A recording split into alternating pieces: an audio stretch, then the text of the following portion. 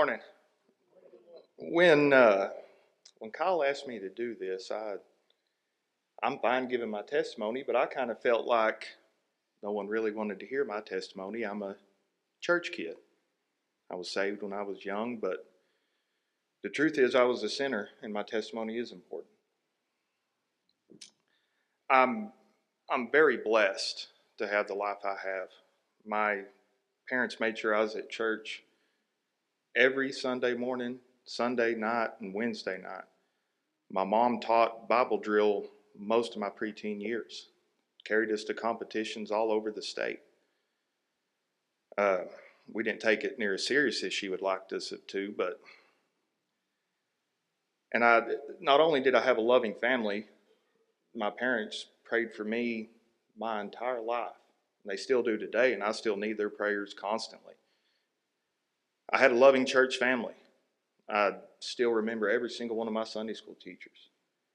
Miss Falkenberry, who taught, I think, forever, taught me when I was 5 and taught my oldest Coley when she was 5. She taught until she couldn't teach anymore.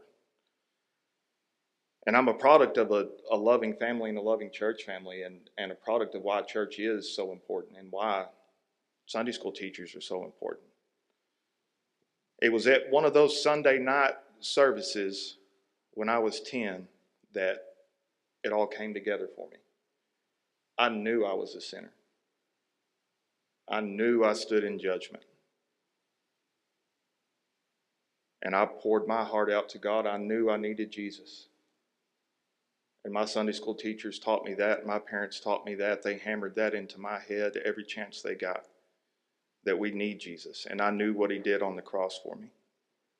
It was about a month later in May of '94, I was baptized and continued to go to church and continued to stay involved. And then I guess the best way to put it is I became a teenager and acted like a teenager. I was a lot smarter than everybody. I knew a lot more than everyone, including my parents, and I strayed away a lot more than I'd like to admit.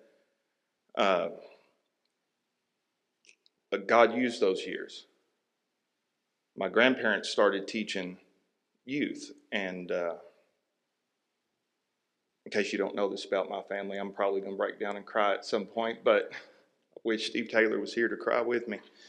My grandparents stepped up and started teaching the youth. My granddad had 2 rules in life that he wanted everybody to follow, and he made sure we followed them.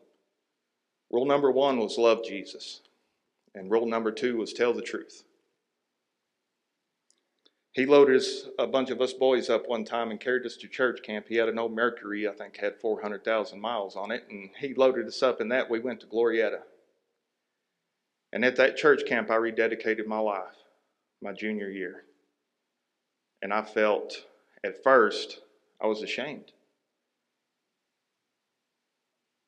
I'd let sin get such a hold on me that I had to rededicate my life. But Granddad was right there, so proud of me for doing it. He told me to remember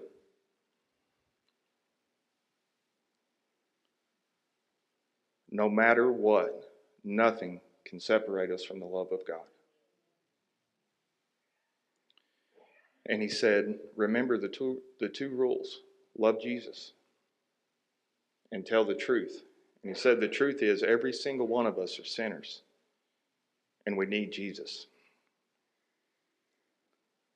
And he taught me one more lesson. I didn't know how much I would need. I didn't get to tell my granddad bye. He was in a nursing home during COVID. And the night before we were supposed to get to go see him, and the night before he passed away. And that last lesson he taught me helped me more than I ever would have known. He said, when that day comes and you've got to walk by my casket, don't give it a second thought. I went home. And I I wish he knew how much that helped me on that day that I had to do that. But enough of that sad stuff. The other thing that God did for me in those high school years in the youth department was a trip we got to take to La Mesa to go to the drive-in movies. And on that trip, the most beautiful girl I ever had seen decided to sit next to me in my old beat-up truck at the drive-ins, and she actually let me hold her hand during the movie. And for those of you who don't know me, and actually just celebrated 15 years on March the 10th of wonderful marriage, she puts up with a whole lot. I can be extremely hard-headed. And God blessed us with 2 beautiful daughters. And they are absolutely a blessing. Me and Ashley taught youth in Sea Grace for several years until God called us to start coming to church in Denver City. We had lived in Denver City for a long time and still drove to Sea Grace to go to church, to be with my family. And that was a hard decision to move here to this church. But God called us to do it, and we did it. And it wasn't shortly after joining this church, Ricky and Brad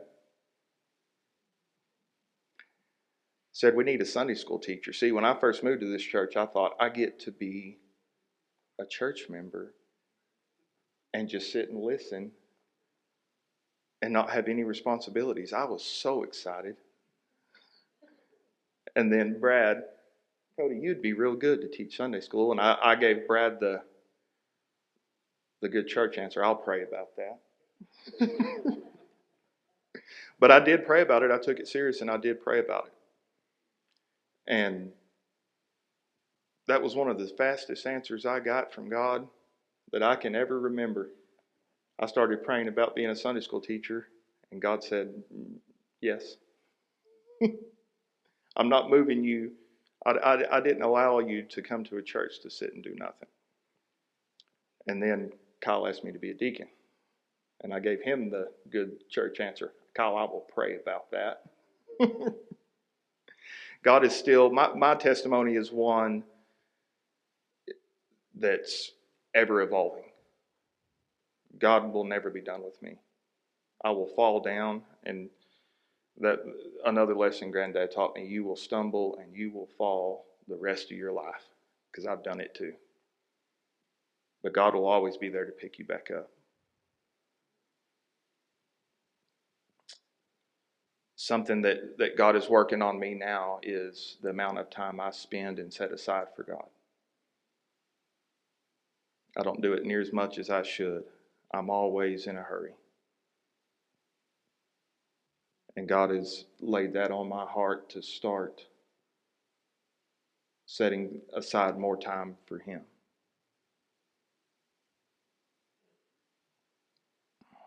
Another thing that God has done for me more recently, and this was one of the hardest conversations I've had with Kyle.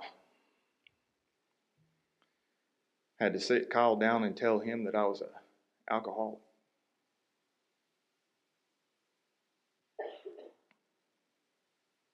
And it liked to wreck my marriage, and it took a toll on my relationship with God. I put alcohol before I put God. And luckily, God is a forgiving and loving God.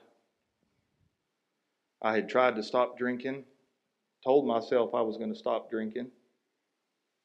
And until I handed it over to God and said, God, I can't do it. You have to take this away from me because I cannot do it.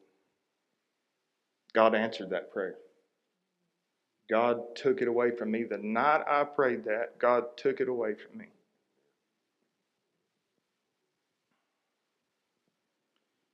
And I know I'll mess up again.